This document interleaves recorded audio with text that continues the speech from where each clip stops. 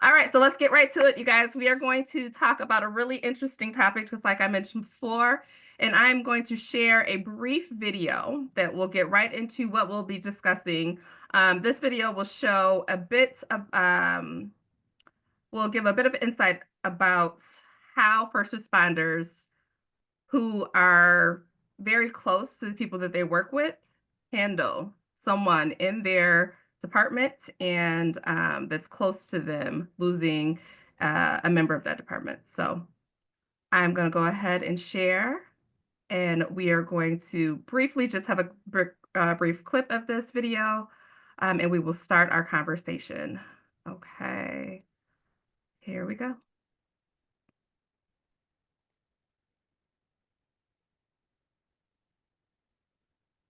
The day before Thanksgiving in 2020 was just like any other normal day for me.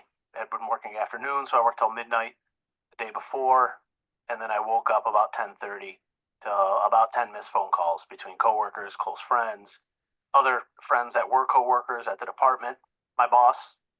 And like any veteran guy, you never call your boss back first. You call your buddy at the department to find out what's going on.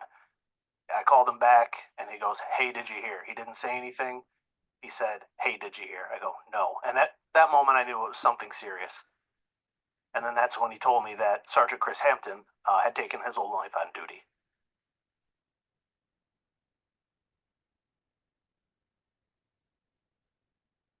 Chris was a very close friend of mine. We had ridden together in a car for probably 3 years on midnights, and then we jumped over to a border crime team and had worked the same team for probably another 3 years after that. Super close. I stood in his wedding, he stood in mine. Our kids were born 16 weeks apart.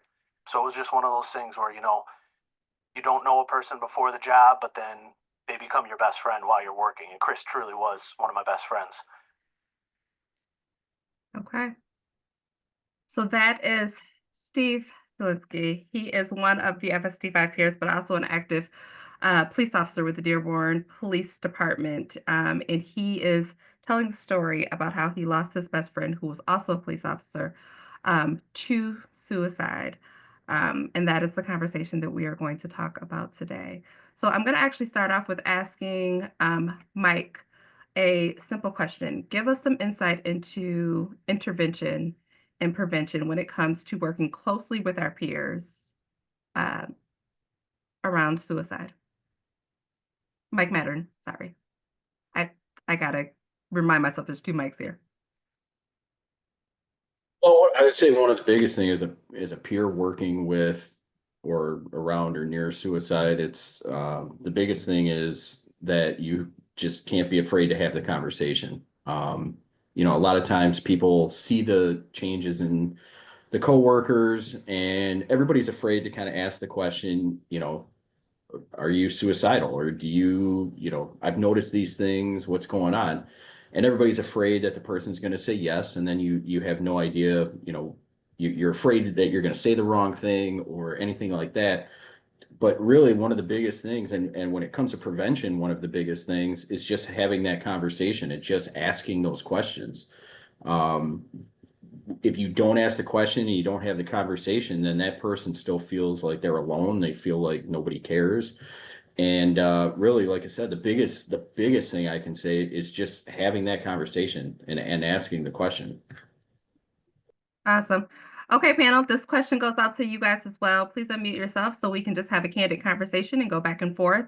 What does intervention look like in this space? In the first responder world, what does intervention look like? Anyone can pop in.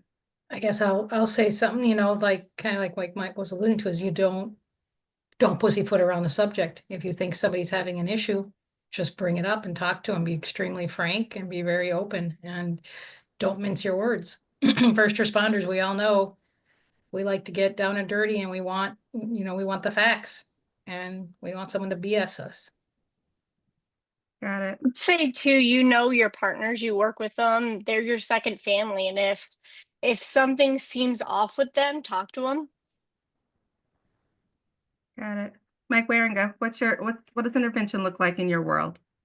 Well, I think one of the things that we have to really focus on is is making it genuine and having conversations that are very difficult to have. You know, we're very good at going out into the field and helping people and giving them, you know, those resources, that next level of care, whether it's the hospital or a professional. But when it is a individual that wears a uniform very close or similar to yours, it's very hard to have these conversations because we don't know a lot of the patients or the victims or the personnel that we're dealing with. But when it's somebody you know, it is a very different reaction, and it can downright be scary. Like Mike was saying, you don't know what their answer is going to be.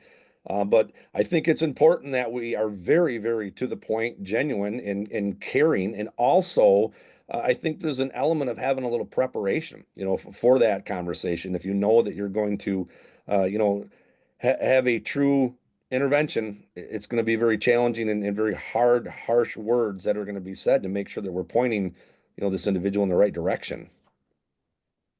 Got it. I think to Ryan. add, oh, sorry. Oh, sorry. Go ahead, Susan.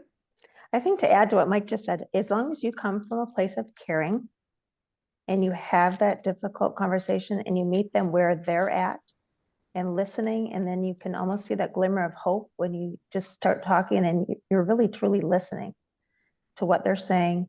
And then like Mike Mattern said, having that conversation, that hard conversation to have. And if they know you're genuine and you know you're caring, then they're going to open up to you. Exactly. Ryan, what are your thoughts about intervention? Susan just hit the nail on the head. I actually have a friend right now that's going through a very difficult time, and it's not somebody that I would normally talk to daily, but I have been now because he needs that. So I make a point every single day to take time out of my day to, make sure that he knows that I'm there for him. There are other people there for him. There's help for him. Um, so yeah, it's become routine almost that I take time out of my day to make sure that he knows that. Awesome. Mike, you had another thought? Yeah, I think another thing to add on, kind of to tag on when you tag on to what the other Mike had talked about was, the times I've had this conversation with people, bringing up some of your own experiences, letting them know that they're not alone in what they are going through. You know what I mean? If you're talking to somebody who is going through a divorce and that's what's got them to the point of where where they're suicidal, talk about your own divorce and how it affected you. And I've found a lot of times when I've kind of let my guard down and I've kind of been real about some of the things that happened to me in my past, they didn't feel so alone. They didn't feel like they were the only ones going through this. So part of it is sharing your story with them. And when you share your story, that builds commonality, and that commonality builds a lot of trust. So it's another thing, that another tip or a trick when you're going to have that hard conversation. Yeah, Awesome. I piggybacking on the mic there too, that same thing with the genuineness, talking to somebody and saying that you were in that spot where you had given up hope. And as soon as they hear that and you're telling them genuinely what you went through and when you were at that bottom, then they can kind of be like, oh, wait, I'm there. And I'm like, and now I feel a lot better and where you're at now kind of thing. We need to remember these people all feel like they're on an island. They feel like they're the absolute only person that has ever gone through this. They think there's nobody else that could possibly feel the way that they feel right now. Absolutely. And a lot of times it's not necessarily like Ryan talked about, where he's checking up on somebody. More than once, I've talked to somebody in a conversation, just checking up, see how they're doing, how are things going. And, I come to find out 20 years later, that conversation is the one that stopped them from committing suicide. So you never know which of these conversations is the one that's going to make the difference. But it's just having the conversation that's the big game changer. And I think too, Mike, to add to that, like when you do check in on somebody, don't ask them a closed-ended question. People randomly always get messages from me and it just says simply checking in, ... They can't say yes or no to that. They can't say I'm fine to that, right? They have to say something. And when they don't respond to a message, send another one. Don't just write it off like, oh, they must be busy. Because if they're not responding, there's probably something going on. Absolutely. Absolutely, guys. All right. So within the video that we just showed everyone, one of the things that Steve shared with me when he was opening up about um, Chris's death and about that situation for him, um, he shared that he did not know that this was happening. He did not know that his best friend was struggling.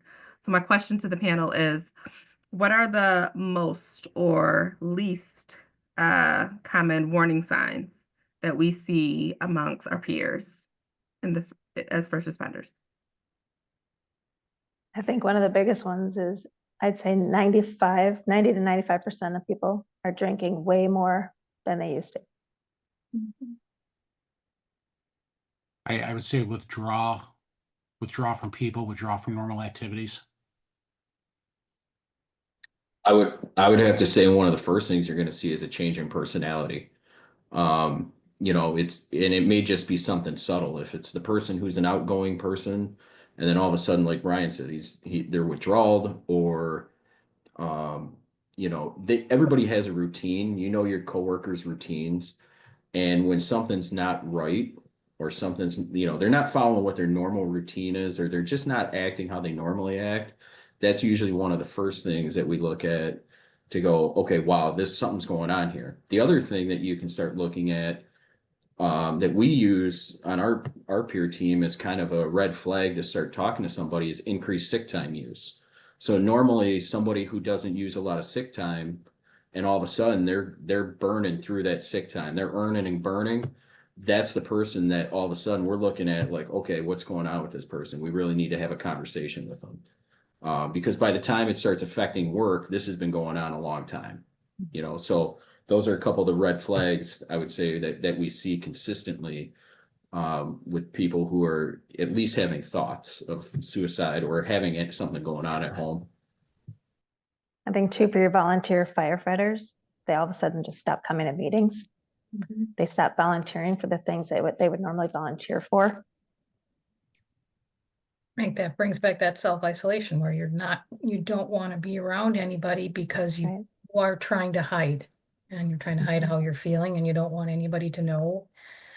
So they're extremely shameful. Yeah. Shame is huge. Shame is huge. Ash, what are some things that people don't normally see? What are some things that people probably wouldn't even think is a warning sign that you think as a clinician people would catch?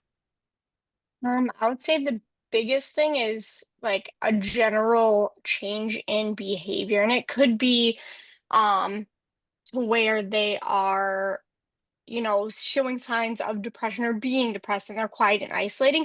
But it could also be the complete opposite too. Somebody who's not extremely outgoing and uh, participates in a lot of the group gatherings and stuff. Now they're doing that, right? So that any change from their normal, especially a drastic change from their normal, is something to look out for. And I know that's the weird thing that people always kind of think that it's the downfall, they don't talk or they're sad and stuff like that, but that's not always what it is. It could be the complete opposite of where it's normal for them to clock out and go home and be done, but now they're clocking out and they're hanging out for a little bit. They're Actually, I think that's wanting a to great point. engage. I think that's a great point because people think, oh my gosh, they're really happy. They're totally fine. But we all know otherwise, right? Yeah, that's the biggest thing. They think, oh well, they're better now because they're hanging out and talking, and they're wanting to grab dinner together now.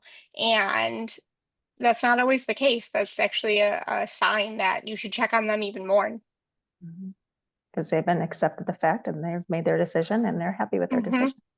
Yeah, they come to terms with time it. to say hi. Yep, they're going to say goodbye to a lot of people. Then hanging out is their way of saying goodbye without you knowing they're saying goodbye. Yeah. Yep, That's one of the things that really messes with people post suicide, is that, you know, they just saw him laughing, joking, you know, and they think everything's a lot better. But, you know, when you start looking at the puzzle pieces like we're talking about, it's actually the opposite. That, you know, when they're acting one way and then all of a sudden everything's better, that's actually scarier than anything else, because you've kind of come to the realization that they've made their peace with it. You know what I mean? So that's like, we need to have a conversation like now, Mhm.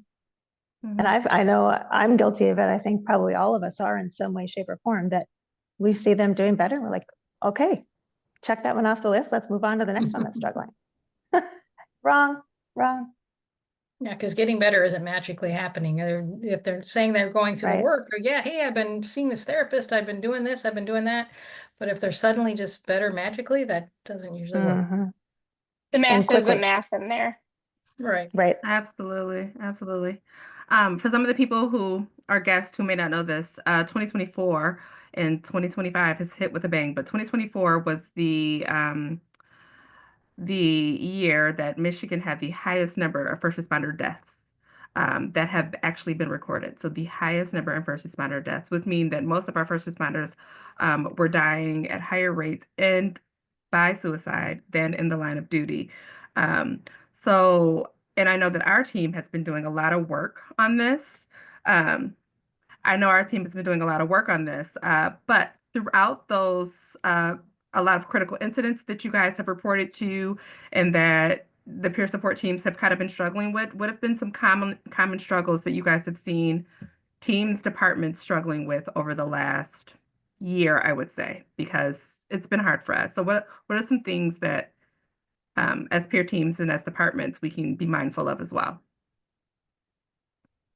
I think that there's a lot of people don't share their story until something drastically sad happens, and you have a member of your community or your department that does commit suicide, and you go to talk about it and you realize that it's not a single thing, that it's not he's not the only person that was struggling. Multiple people have struggled, but no one shared their story, so everyone thought they were alone on that island. And I think too that people think if they come from a small rural department, that they think we don't run that many calls. Therefore, we're not like Dearborn Fire or West Bloomfield Fire where they're running like thousands of calls a year. They don't have many, but then it's all the other factors. It's the life things, right? Your financial resources, your stresses, and your home stresses, and all these other things that you're affected. The work stresses. It's not just the traumatic calls that affect a person. I would have to say, and our team has unfortunately, our team has done a fair amount of post-suicide interventions going into departments after suicides. And one of the common denominators that we see, there's some type of relationship issue, or there's some type of divorce or child custody or things like that. It seems to be kind of a reoccurring theme, not just here, but across the country when you start talking to peer teams who are going in to do these things. I think that's one of the biggest red flags, or one of the biggest things that we deal with. I think also it's the culture. It depends on what the culture of your department, or your wherever you're working, your company, whatever it might be, is when you have a culture that doesn't really support talking or not being okay. That seems to be another factor when it comes to suicide, or because like Ashley and talked about, is then they don't talk about it. So I think those are two of the biggest things that we really see when it comes to suicide, and one of the biggest factors when it comes to it. So I mean, those are some things to look at and some things to keep an eye on when you see them. Anytime somebody's going through, because be honest with our peer support, we do more life issues than we do the traumatic calls and runs. It seems that life hits a lot harder. Everybody thinks, but don't get me wrong. I mean, there's traumatic runs. Everybody goes on traumatic runs and they affect us. But a lot of times it's life, where that's the thing dragging you down. Right, I've seen a lot Right. too of well, it's affecting me but not my partner, so something's wrong with me. It shouldn't be affecting me. And that's when they don't reach out for help because no one else was hurt by this call, so I shouldn't be. So they bury it and they don't deal with it. That's definitely a big one. And the other one that I've seen recently or other time is long-term pain, long-term physical pain. And that's a big thing that people don't see an end to. And it seems to be their only way out. And I think what you said, Susan, I think it was you that said about the calls. It doesn't have to be the traumatic calls. Our childhood, our teenagers, our adults, things that just happen to us. That's the big things quite often. And they all accumulate, right? They all fill up that backpack and then they knock us flat on our ass. And we don't even understand what's happening ourselves.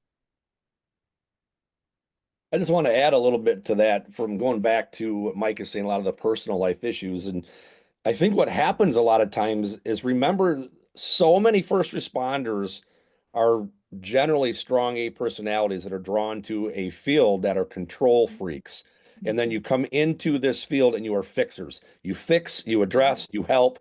And then when you start losing control, oftentimes that loss of control is in our personal life.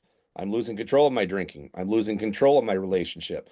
I'm losing control of my career because maybe I didn't get that promotion or whatever happens. And then as that just starts to overcome, then like Ryan's saying, boom, now all of a sudden it's isolation. I want more time alone. And it scares me on how many times working with peers that when they are isolating, their drinking is going through the roof. And then all of a sudden now they're Yep. losing control generally of something in the work, excuse me, in the personal life. At work, they're fine. Work face, hey, I'm going to work, I'm good. They don't suffer there. They suffer home. And then when you lose control of a relationship, you lose control of that drinking, you're spending more time alone. We're high risk. And that's an area that I've seen historically, a major area where a lot of our first responder suicides come from. We're fixers. And when we can't fix ourselves, we struggle. I get, Especially like these guys that retire, right? The firefighters are retired when they're 50 years old. That's not healthy, right? Because then they lose their identity and they don't know who they are anymore. And then everything else just falls into place. and that brings me to what I was about to say was, and I told my therapist when I did retire, the only time I felt normal before I got help was when things were going to hell. When everything was chaotic and we were busy and we were getting those high stress calls. That was the only time I felt like I was completely even keeled and in control. So then when I did retire, I'm like, what do I do? I can And- so relate to that, Christy. We coming from a department, we did 78,000 police runs and 55,000 fire runs to nothing. It was a major adjustment, major adjustment. Mike had mentioned the culture, and we have a question from one of the guests. Have you seen a change in that culture? I 100% definitely did see a change in that culture. And I just retired in November of 24. Back when I started in 1999, it was the old school way, suck it up, you don't talk about anything. And if you did, you were looked down upon. And there was a time where people were afraid to talk about anything because they're afraid they're going to get pulled off the street, they're going to get benched, and they're not going to be able to work. I've seen that change. By the time I left my department, we had a peer support team in place. It's the culture definitely changed, and debriefings were made mandatory when we had critical incidents. And since I've left, going to conferences all around the state of Michigan, I've seen across the different disciplines and different departments. The culture definitely has changed. I But would that say for culture sure. also stared to the top. Yeah. And I find, places that have peer teams, the culture changes even quicker. Just because you're taking care of each other. I started back in 06, same deal. You never talked about mental health, but nowadays, I mean, you see people talking about going to their therapist at the kitchen table, or we have critical runs and they're like, the peer team shows up and they're like, all right, cool, where are we going to do this? I mean, it's not a big deal anymore. So I have seen a huge shift in the culture and how we view people who are needing treatment, who are not doing okay. I think that there's a huge shift in that culture, and it really changes by doing what we're doing here today, talking about it. I think when I go back to what I said before, when you start talking about what you went through, other people start feeling like, okay, I'm not crazy. I'm not, by myself. And then they make it okay to go, yeah, I went through a rough patch here, so I definitely have seen a huge shift in the culture in like the past 5 years. Absolutely. Yes, so guests, please don't hesitate to submit us questions in the Q&A in the chat. We will answer them during this amazing discussion. So as we speak about stigma and how things have changed in the culture, we see throughout the country, mental health has become, and actually probably throughout the globe, but mental health has become a little bit more accepting to talk about. But we still see a huge stigma when someone is feeling like taking their lives may be a better option for their families or for other people. So can we talk about how we help to break that down? How do we help someone understand that there's other options on the side of taking your life or committing suicide? I just want to throw out a little bit of statistics. I did mention that most first responders they die by suicide than in the line of duty. However, the factors that are combined with the suicide deaths are substance use, so alcohol typically is combined with the suicides, relationship problems, so not being able to have a personal connection or feeling like your personal connections with your families or your loved ones have kind of been torn apart or disconnected in some sort of way. Um, Susan mentioned being alone and feeling like you're on an island by yourself. Most people will find themselves feeling like this in a crowded room of people. They can still feel alone. Um, and I think sometimes when it's so bad for people, they don't feel like they can talk about it. So, how do we help people talk about the stigma around even having suicidal ideations, even having these thoughts or plans of thinking that it would be better if I wasn't here? I know for me, I actually share my personal story. And when, people are shocked when I say in 2006, I had 3 ways in which I was going to take my life. I thought that was the only way. And then when I describe how I felt at that time, then you can see that light bulb go on. And they're like, oh my God, like that's exactly what I'm feeling. And everybody's stories are different, but the common underlying theme for everybody, most everyone that's suicidal or has had suicidal ideations, really it comes down and it's very, very similar.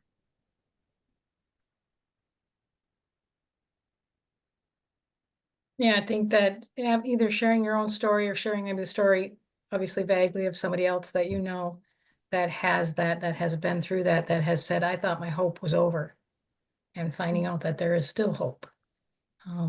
That, that is the one aspect I think that really gets through to people.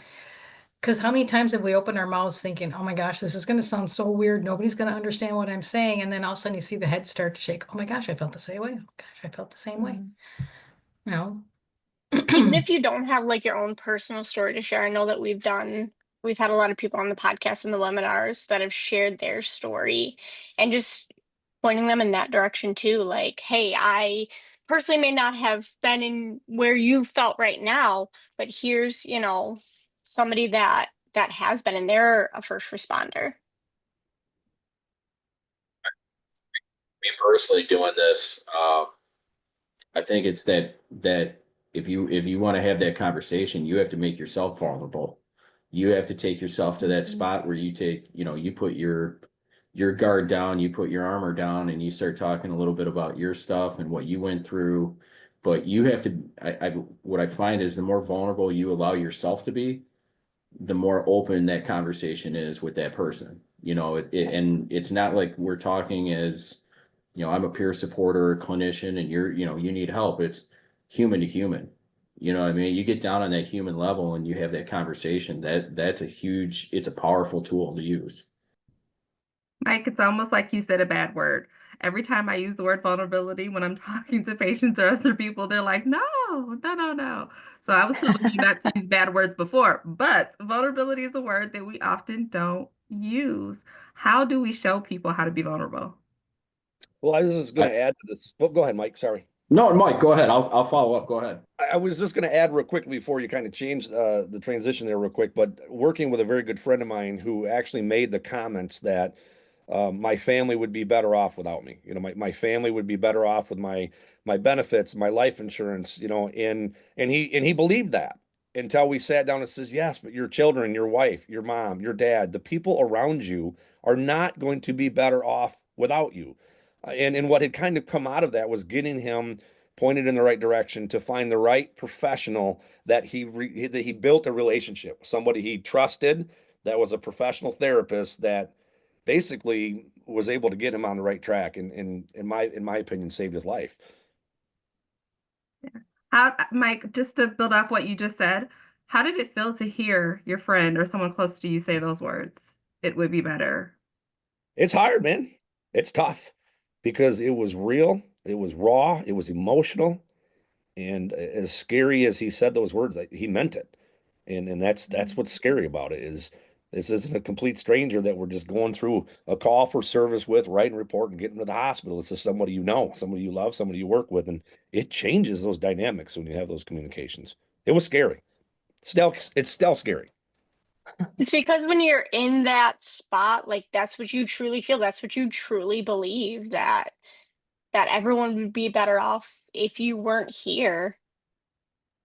And we just have to talk to them and find something or someone that they will stay for. Because when you're in that moment, it's hard to stay for yourself. Obviously, you said everyone would be better off without me. I'm not going to stay for myself, but helping them find one thing or one person that they will stay for now so that they can get the help to where they're at the position to where they stayed for themselves.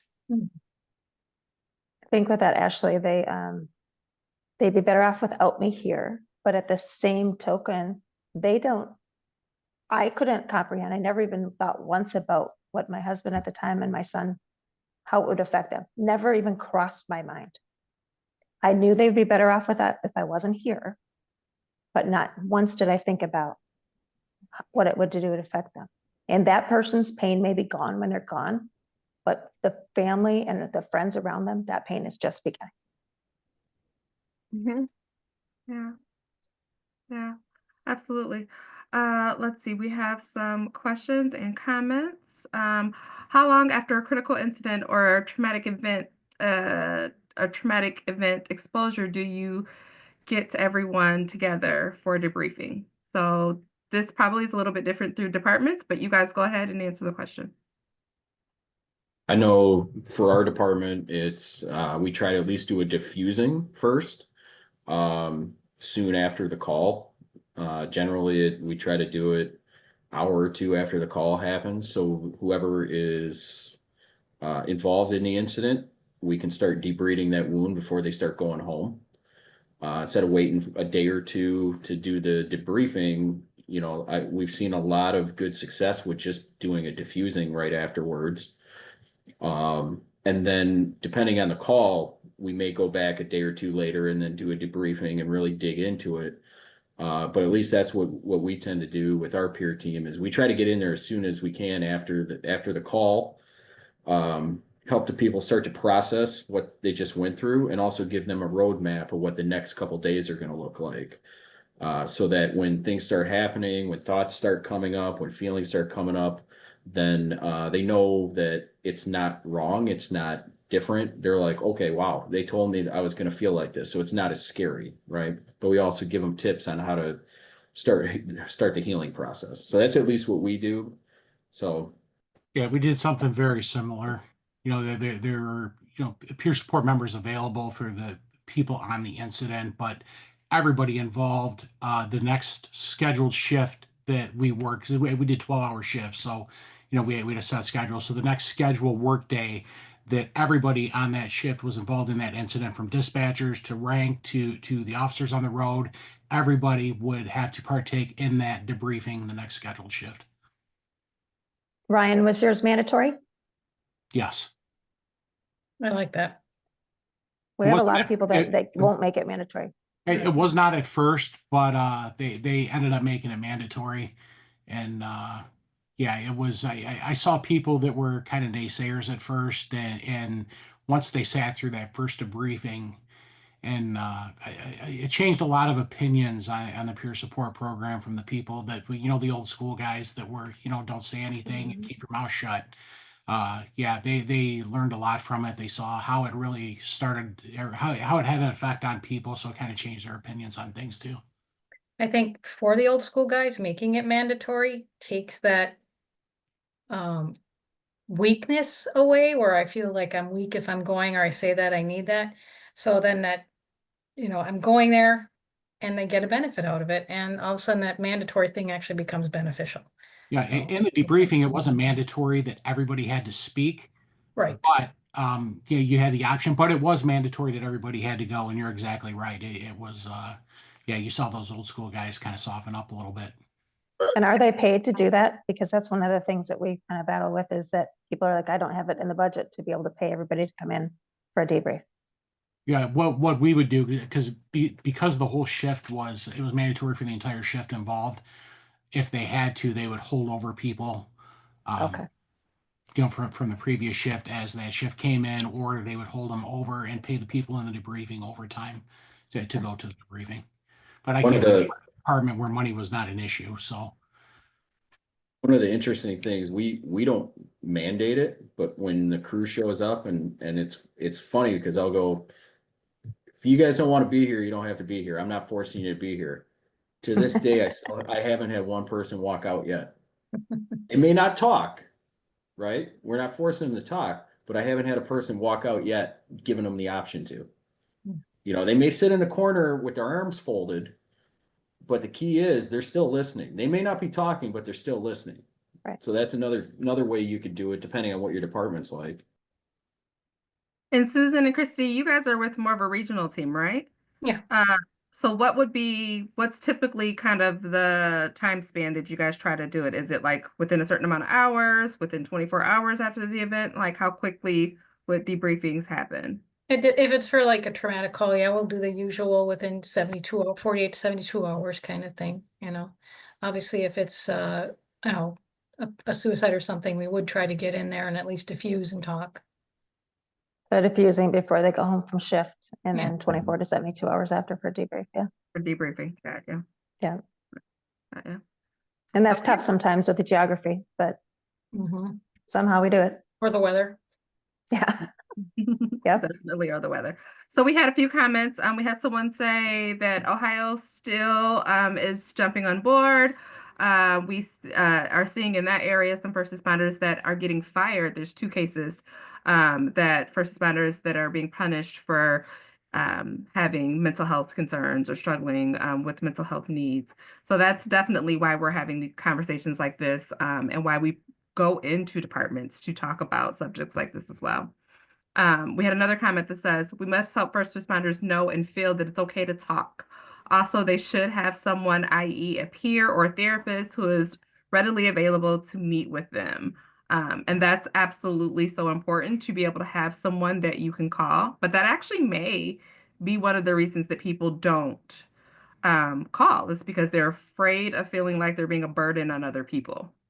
Mhm. So how often do you guys, I know for me, when I'm talking to the first responders that I work with, and I'm not a first responder, but when I'm talking to the first responders that I work with, I tell them to call me whenever they need me. How are, coming from your peer team's perspectives and individually, how available should we be to people that we know may be struggling with something? We're available a lot. Completely. We tell them, put that card in your wallet. If you never use it, great. But when you need it, you're going to know where it's at and you call us. You always say it doesn't matter what time of the day or night it might be, Mhm. I may not be coherent right away, but I will answer that phone up to you. Yeah. Absolutely. Also, if there isn't an individual, again, our call line, you could always call 833 34 strong and talk to someone in the midst of needing someone to talk to. You can absolutely always call this call line and talk with someone, because there is someone who is willing to listen, even if it's just talking something through. Like, and the beauty about that call line too is you don't even have to tell them your name. You can just say, hey, I'm a first responder in this discipline and I just need to talk. And that person will talk with you. We do tell them about that all the time too, that line. Yeah, yeah. So this is an interesting question, and I really want us to dive into discussing ways of talking with someone about this question. From every first responder that we train in our peer support classes, and the ones that I train to become actual peers, always say, my fear is talking about suicide and that being the reason why someone commits suicide. I fear that if I talk about it, or if I ask them, or if I bring it up to someone, that will put the idea in their mind. Do you guys believe this to be true? And how do we talk about it with people? It Mike? is completely false. Okay. Tell us more briefly. Saying that word is not going to put that idea in their head. 9 out of 10 times, they're already thinking about it, and you speaking with them and asking them, are you going to commit suicide? It gives them an out to be able to say, hey, I'm not okay. Yes, I was thinking about it. You have to be direct that way. They know that you're there for them and are going to help them. It doesn't put that idea in their head. It gives them an out basically to be able to say, I want help. Yeah, if they're at the point where they're suicidal, they've thought about it. They've thought about how they're going to do it. They've maybe even dry ran it once or twice.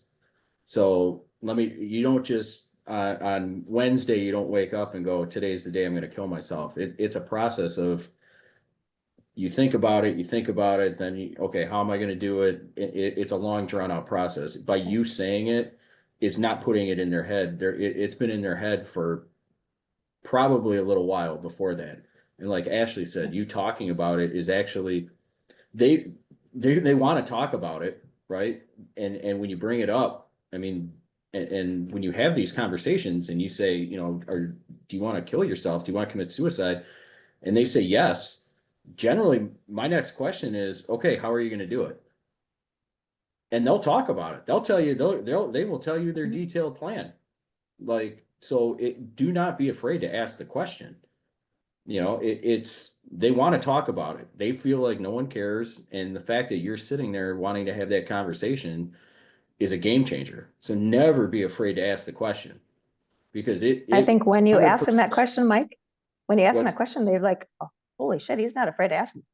Yeah, and I think that's it. I think that's, and somebody just said it in the comments, we tend to kind of sugarcoat it a little bit and go, do you want to hurt yourself? Well, if I'm thinking about putting a gun in my mouth and pulling the trigger, I'm not thinking about hurting myself. I'm thinking about killing myself. Right. So you need to be very direct with the questioning. Do you want to kill yourself? Do you want to commit suicide? That is how you come at it. Don't be afraid of it. Absolutely. I think what's happened a lot of times in this area too is that conversation historically has been around a long time. If I'm a chief or an administrator, so I'm not bringing that kind of training into my organization because, man, we start talking about, oh, first responder suicide, I'm going to have a suicide in my organization. And I think that thought process is people think that when we talk about it, it's going to drive somebody to it. And like everybody just has said it, many, many times people are already there. They're already in that place. And I think that's a big part of the educational piece is as peers and as people are doing this type of work to understand how important that is not a topic that we should not discuss because we're afraid of how the reactions are going to be.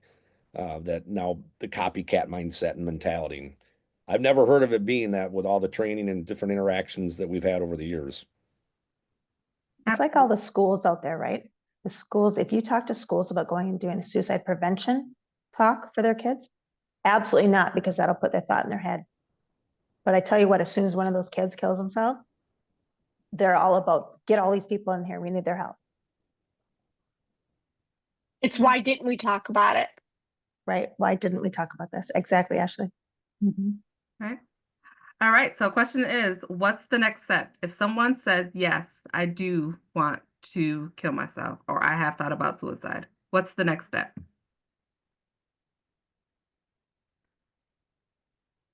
So that's when you number one, you stay with them.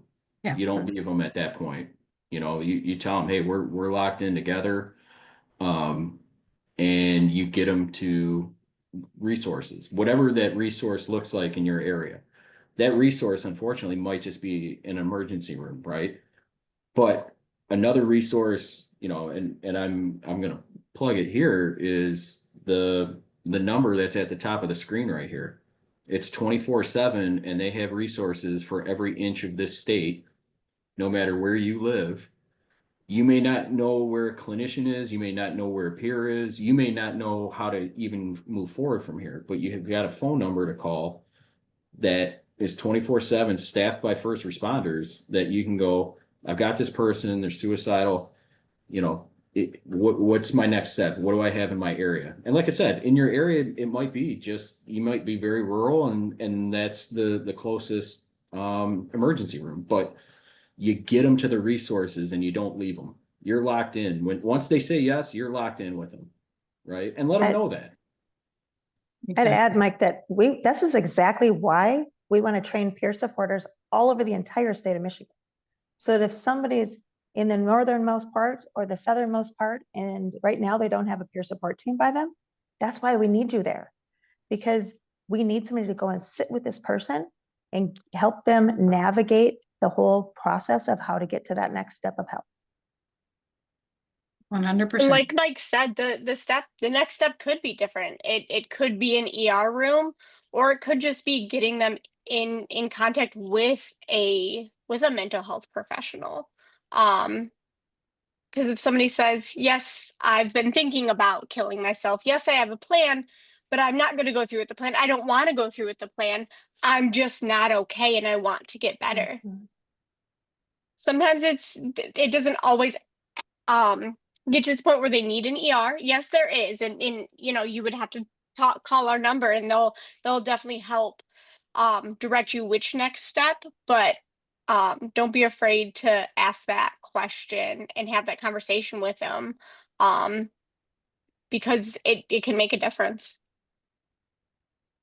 The other thing to follow up on what everybody said is, if at all possible, get a hold of a buddy and use your buddy system when it comes to peers, because we've had events where, I mean, it was real, and we were going to try to get them to a hospital, or in some cases, unfortunately, try to get them admitted or committed or whatever. You got to go down the list. It is a difficult time, but then, you know, do what you can to try to find another peer that might come and help or meet you somewhere or be aware of it.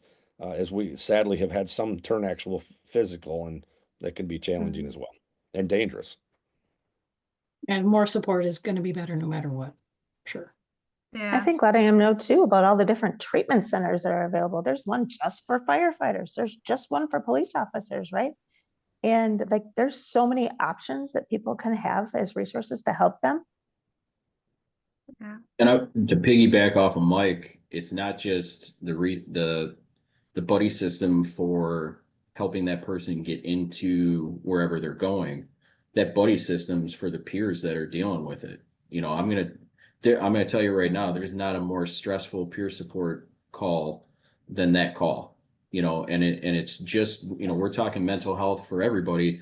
That goes for the peer supporters on top of it. So when you go through one of those where somebody's suicidal and you're working it, the buddy system works good because now you got somebody to talk to about it, and you got to make sure you talk to about it, because it will drain you more than you even know doing them.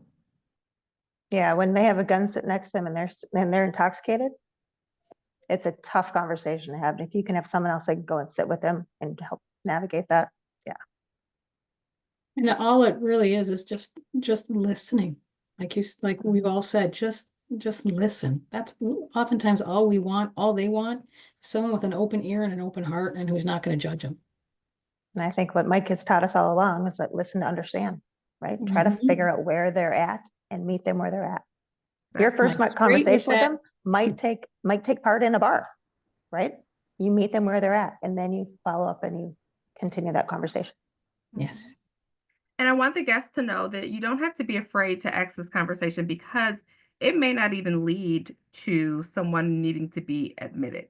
It may lead to someone saying, thank you for asking me because I thought no one cared enough to ask, right? I thought no one cared enough to ask. So it may just be someone breaking down, telling their story, getting it out a little bit and saying, you know what, tomorrow, will you sit on the phone with me and help me find a therapist or something like that? It could be as simple as that, but not asking the question could lead to someone losing their life. And so always asking, being on the side of always asking is where we want to be there. 100%. And if you ask the question and you're completely wrong and off base, that's okay too. At least you asked. And at least they know you cared enough to ask. Right. Absolutely. And it also gives them a person to go to if they see their buddy. Hey, Christy asked me if I wasn't okay one time because I was acting different. I'm okay, but I can see that Mike's not okay. So I'm gonna get Mike and Christy and hook them up because I know Christy's the person to talk to. Ashley, you're actually answering one of the questions that we have here. How do we handle or manage secondary trauma or vicarious trauma when people are struggling with these situations? So we talked about the buddy system. What are some other ways to take care of ourselves in this space? Your own therapist. I'm a peer and a clinician, and I have a therapist. And I'm not ashamed to say it at all because I want to be the best version of myself. And to do that, I have somebody who's on the outside that helps me work through it. Me Okay, too. you gotta practice what you preach. Same here. I go see someone every 2 weeks without fail. You If gotta we're practice what you preach. If we're active responders out there, we're taking on our work stress, right? And then as an active peer, we're taking on everybody else's things too. We have to unload that. You gotta unpack the backpack. Mhm. Let those things come out. Otherwise, they turn into Pandora's box. So Yeah, Also- don't minimize the peer work that peers are doing to build resiliency training into peers work. I mean, that's a lot of words in one little sentence, but you know, just like Susan just said, we have our own exposures, both personal life and career, and then we go out and help our peers through theirs, and it can be very, very heavy. So you have to have a healthy outlet, and sometimes calling one of these peers on the screen can be a day, hey, you got a minute, I got to chat. And having that outlet is huge, and encouraging that with your personnel. Yeah, having healthy coping skills. And it doesn't always have to look like the sitting on the floor meditating, or it doesn't always have to be, a therapist that you're talking to. Sometimes it could just be taking a walk around the block by yourself. I crochet. I'm an old lady in my chair crocheting and I love it. And that's my me time. That's my coping skill. And that's okay. Just having something for yourself. It's not selfish to have that time. It's not selfish to take 5-10 minutes after a 24-hour shift to just be by yourself. Take that shower by yourself without the kids knocking on the door wanting you to go play Legos with them. Take that time for yourself. That's important. we Right. also had someone say, take your mental health days. That's what I was just gonna bring up. Like, Yeah. take them, use them. Yep. Do something that you like to do. Do something that, or just relax if you like. Something that gives you a option and to do one of two things. One, relax, which would be ideal. But for a lot of first responders, it's kind of hard to bring ourselves down from the day of work. So it's going to be important for you to recover. Whatever you need to do to recover. So if that's getting good rest, if that's exercising, if that's practicing meditation, doing some deep breathing, anything that will help you recover, kind of fill your internal battery back up. That's going to be important when you're taking time off as well. These are great questions. Yeah, these are awesome. These are amazing questions. Okay, so we did have someone who gave a special shout out to Christy. So Christy has been great. She has been there for me through some very difficult times. Open ear, comfortable shoulder. I hope I can be as compassionate and caring as she is. Thank you, Christy. And I know this person, and she absolutely will be. I can guarantee you that. She's gonna make a wonderful peer. Awesome. Awesome. And then we also want to make sure find people who are willing to ask the question. Someone says in the comments, and then it says that means that they matter and that someone cares. So you asking that question again, it means it will show people that that person matters and that they care as well. Any final thoughts for our panel? This has been an amazing discussion today. So leave us with some final thoughts. Christy. So you caught me off guard on that one. It's okay. You know, it's an open discussion. It's just it really is just a chat. It's just being there and being able to talk with one another and being there for your peers. I heard a quote yesterday on a podcast that I will use again and again, and maybe on our next webinars. But it's kind of talking about trauma, and it said the echo gets quieter, but it never goes away. But it gets quieter. Oh. It gets quieter when you reach out and you get that assistance. Absolutely. Ashley, last thoughts. I would say talk. Talk and listen. And it doesn't always have to be your close buddy or your partner. Even if it's that coworker that you see a couple times a week just in passing, if you're noticing that they're different, talk to them. You don't have to be best friends. You can just be acquaintances and you can still talk and have that open communication and open that door so they can feel like they are not alone. Mike Waringa, final thoughts. Just having the resources are so important, whether it's somebody that might be watching this that's struggling, or, somebody that's genuinely concerned about a partner or somebody they work with, and just having the ability to do what is so difficult and reach out and listen and have the resources available now, not later. Have them now. So when something happens, you can handle it quickly and point people in the right direction as best that you can. Absolutely. Mike Mattern, final thoughts. The biggest thing I would say is no conversation is a small conversation. You never know which conversation you're having with somebody is going to be the game changer to save them. So don't be afraid to have the conversation. Always have the conversation. That's the biggest thing that I would say. So Awesome. Brian. Everybody in this webinar can be of value to somebody by helping spread the word. FST5 is here. We have the resources 24/7. Anybody can call that number, any first responder on the top of that screen, whether it's for you or for somebody else to help find help. The resources are available 24/7. Awesome. And Susan? I would say that things didn't start overnight. Things have been going on in your lives for a long time. The fix is not going to be quick, but you keep putting one foot in front of the other and things will get better. And then also, if you're on Mackinac Island for the EMS Expo, please come. You may have seen horses behind me in this video. Please stop by our booth tomorrow at the EMS Expo and say hello. And if you want to talk and pull me aside, I'm absolutely always here to talk. Yep. Also, at the end of May, Dearborn Peer Support Team will be hosting a suicide RIT course. Mike, do you want to give us more information about it?